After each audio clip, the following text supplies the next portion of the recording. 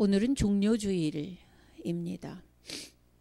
종료주일은 예수님 사역의 정점이 시작되는 시작의 날입니다. 오늘 종료주일을 시작으로 해서 이제 내일부터는 고난주간이 한 주간 시작되어지고, 그리고 다음 주일은 부활주일입니다.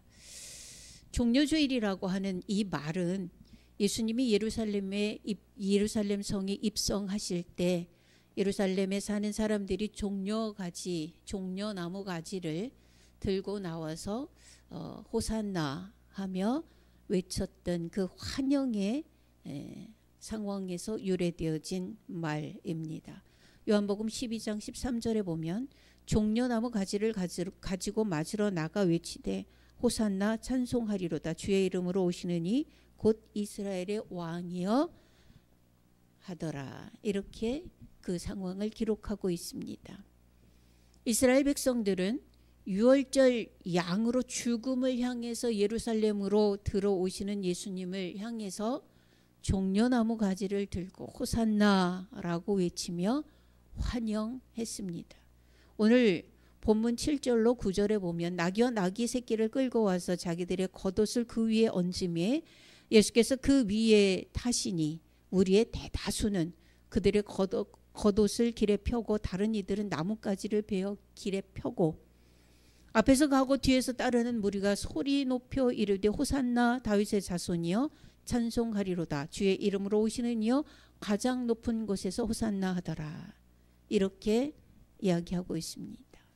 호산나라고 하는 얘기는, 이 단어는 구약시대 때 초막절 아시죠?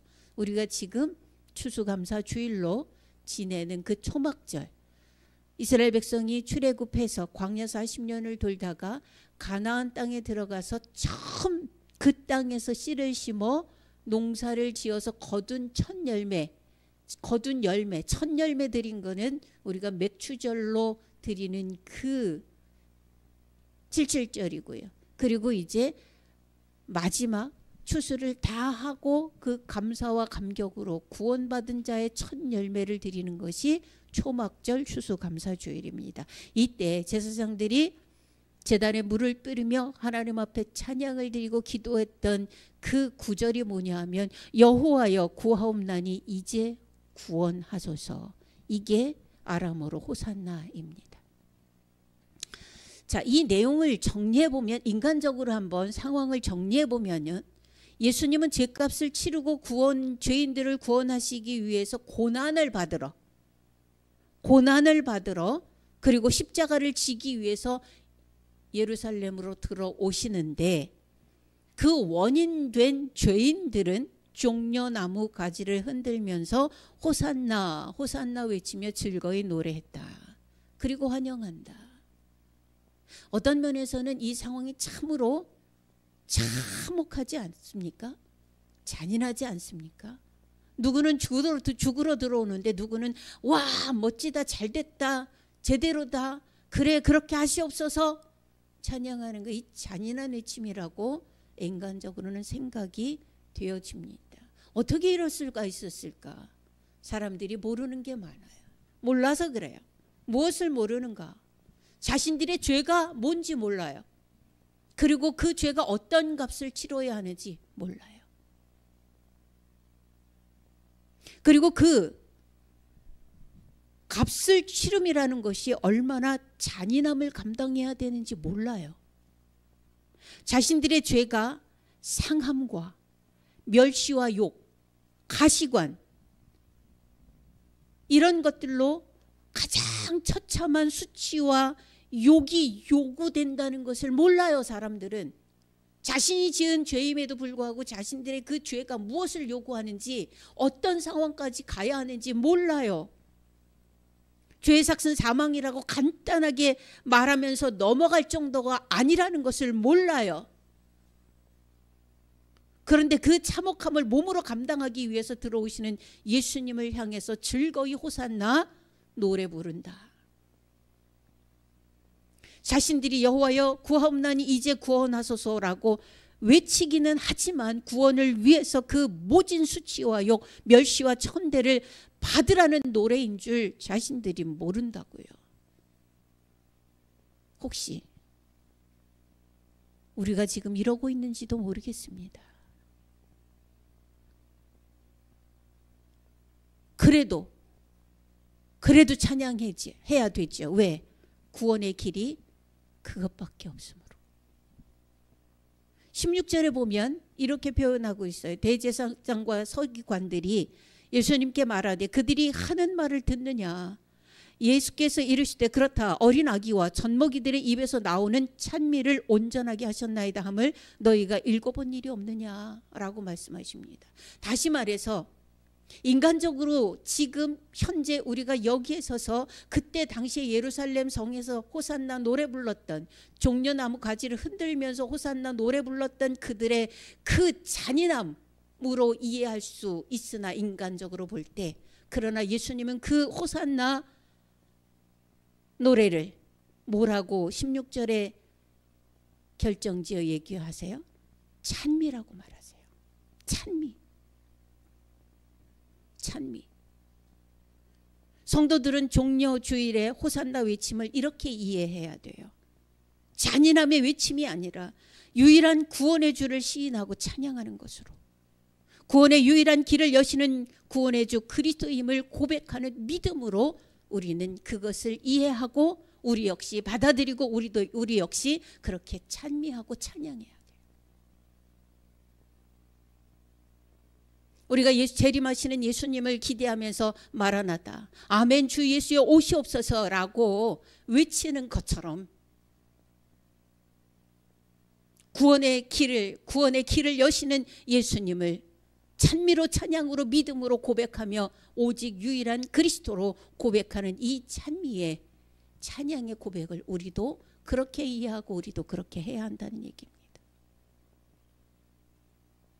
그러면 이제 오늘 종려주일을 맞이한 우리는 한 주간을, 고난의 주간을 살면서 무엇부터 어떻게 해야 할까? 예수님께서 이렇게 호산나 찬미를 들으면서, 찬양을 들으면서 예루살렘에 입성하셨어요. 그리고 제일 먼저 한 일이 무엇인 줄 아십니까? 12절부터 한번 보면, 12절 13절을 보면 예수께서 성전에 들어가사 성전 안에서 매매하는 모든 자들을 내쫓으시며 돈 바꾸는 사람들의 상과 비둘기 파는 사람들의 의자를 둘러 엎으시고 그들에게 이르시되 기록된 바 내 집은 기도하는 집이라 일컬음을 받으리라 하였거늘 너희는 강도의 소굴을 만드는도다 하시니라. 우리가 첫 번째 해야 될 일은 이거예요. 예수님처럼 성전을 깨끗하게 하는 겁니다. 성전을 깨끗하게 하는 일, 이것부터 시작해야 돼요. 하나님의 백성들은 구원의 길을 열기 위해 예루살렘에 들어오신 예수님께 호산나 찬양을 받으셨습니다. 예수님은 그러셨습니다. 그리고 하신 일은 성전을 깨끗게 하신 일을 하셨습니다. 여러분, 성전은 거룩해야 해요. 오직 기도하는 집으로, 오직 하나님의 말씀이 선포되는 거룩한 전으로만 그 기능을 유지해야 합니다. 그런데 그 당시의 성전에는 뭐가 있었어요? 성전에 짐승을 매매하는 사람들이 있었습니다. 돈을 바꿔주는 사람들이 있었습니다. 비둘기 파는 사람들이 있었습니다. 왜 있었습니까? 이 사람들이 뭐 하는 거죠? 그 당시에는 구약의 예배를 드렸던 시절입니다. 예수님 죽으시고 부활 이전이기 때문에 구약의 예배를 드립니다. 다시 말해서 제물로 1년 된 순양이나 염소나 정말 가난한 사람들은 비둘기 새끼 2마리로 예배를 드리는, 성전에 들어올 때마다 그렇게 제물을 가지고 와야 하고 성전에 들어올 때마다 성전세를 냈습니다. 여러분 기억하십니까? 예수님께서 베드로에게 낚시하여 물고기 입을 열어보면 한 세겔이 나올 거다. 그러니 그것을 가지고 가서 너를 위하여 반세겔, 나를 위하여 반세겔 성전세를 내고 우리 성전에 들어가자, 이렇게 말씀하셨던 그 기억하시지요? 그것 때문에 돈 바꾸는 사람이 여기 있었던 겁니다. 자, 짐승 파는 사람들은 왜 있었는가? 성도들이 성전에 올 때 제물을 가지고 와야 합니다. 제사장들은 소도 가지고 와야 돼요. 일반 백성들은 순양, 1년 된 순양. 그러나 그 순양은 헌 데도 없어야 되고 털 빠진 데도 없어야 되고 다리 저는 놈도 안 되고 정말 깨끗하고 순수한 정말 제물로 드리기에 합당한 그런 것을 골라가지고 와야 했어요. 그런데 성도들이 다 성전 옆에 사는 것은 아니지 않습니까? 성도들이 성전 옆에 모여 산다는 건 참으로 복된 일인 것 같아요. 지금 신앙생활을 하다 보면 성전이 멀어서 일주일에 한 번 차 타고 와서 주일 낮 예배만 오전 예배만 드리고 한 번도 교회 오지 못한다. 이거는 교회도 성도도 불행한 겁니다. 성도들이 자기 교회 근처에 모여 사는 거 그건 교회도 성도도 복된 일이에요. 그런데 그럴 수만 있냐고요. 그 당시도 그렇지 못한 사람들이 많았습니다. 그러니 먼 데서 오는 성도들은 그때 뭐 차가 있었습니까? 뭐가 있었습니까? 걸어서 다니는 시절 아닙니까?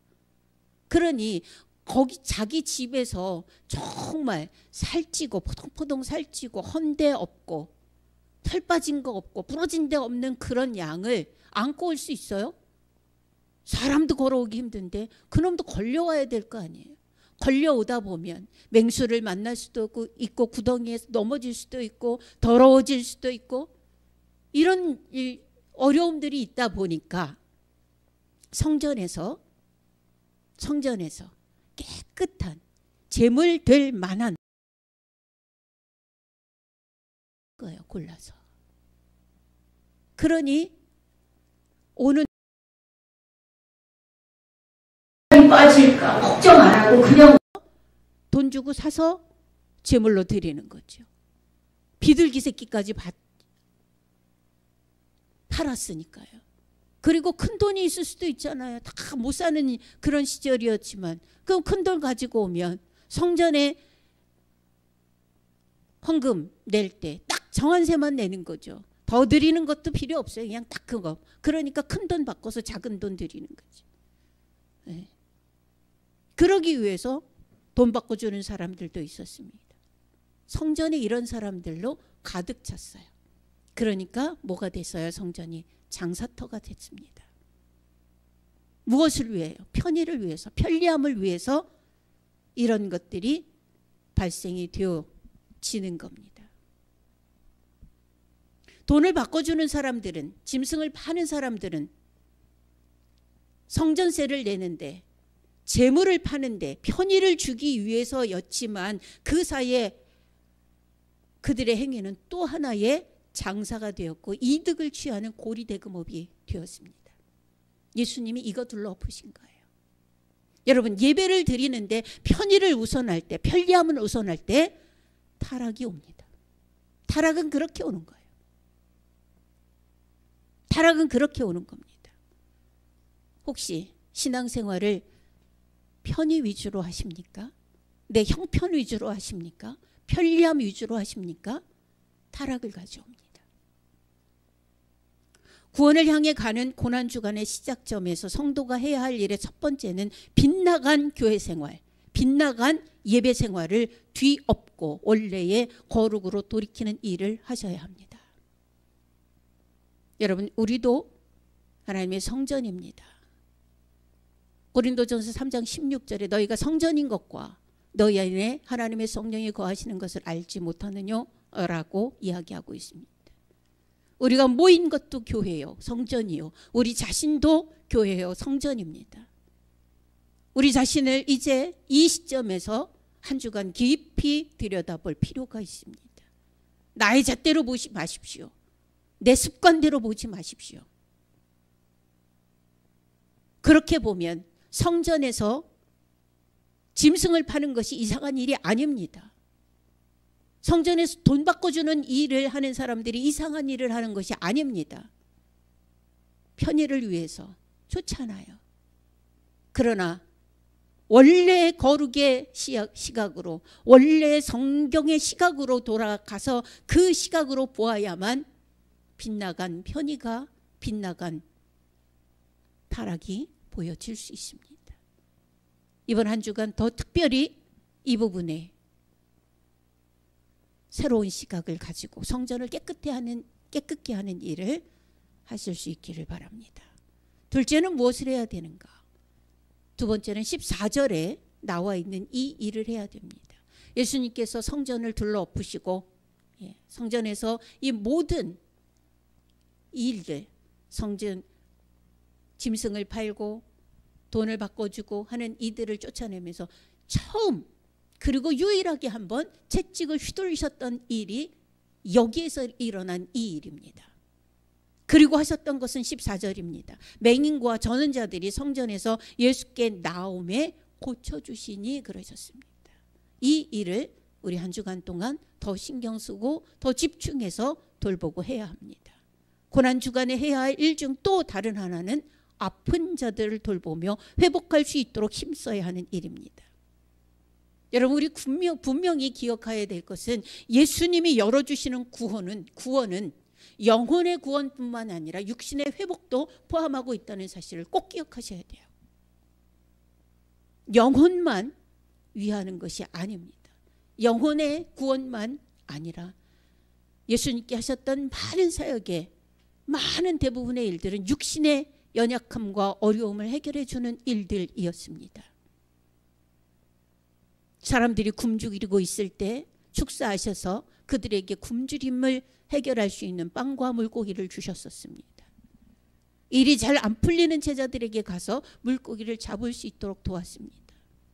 38년 된 병자를 일으켜 세웠습니다. 나면서부터 소경되었던 사람의 눈을 뜨게 했습니다. 움직일 수 없는 중풍병자의 몸을 회복시켰습니다. 예수님의 구원은 영혼의 구원과 육신의 회복이 동시에 함께 이루어지는 회복입니다. 이 고난의 시간에 우리는 의미 있는 이 구원의 회복을 향해서 걸어가는 이 시점에 우리 다시 한번 이 부분에 주목해야 될 필요가 있습니다. 이 구원의 은혜를 받으러 십자가를 향해 걷는 한 주간 약한 자, 연약한 자를 돌보는 또 하나의 시작이 되었으면 좋겠습니다. 오늘 종려주일을 시작으로 한 주간, 고난 주간을 우리는 살게 되어집니다. 빗나간 신앙생활의 행위를 갈아엎어 거룩을 회복하고 눌린 자를 돌보는, 그래서 회복을 가져올 수 있는 거룩의 한 주간을 사시는 맑은 샘교회 성도들 되시기를 주님의 이름으로 축원합니다. 기도하겠습니다. 하나님 감사합니다. 우리에게 또 이런 복된 시간들을 허락해 주셨습니다. 아버지 하나님, 헛된 생각으로 막연한 그런 멋진 숲을 보면서 그렇게 가는 삶이 아니라 이번 주간은 그 산에 들어가 하나님의 발밑을 자세히 보면서 보약된 버섯도 따고 보약되는 식물도 찾아내는 그런 세밀한 살핌이 있어야 되겠습니다. 그런 한 주간을 살아갈 수 있도록 하나님 은혜를 허락하여 주시옵소서. 깨어나게 하시고 정리하게 하시고 다시 시작하는 한 주간의 삶을 능력 있게 살아내는 맑은 샘교회 성도들 되도록 주님 붙잡아 주옵소서. 예수 그리스도의 이름으로 기도하옵나이다.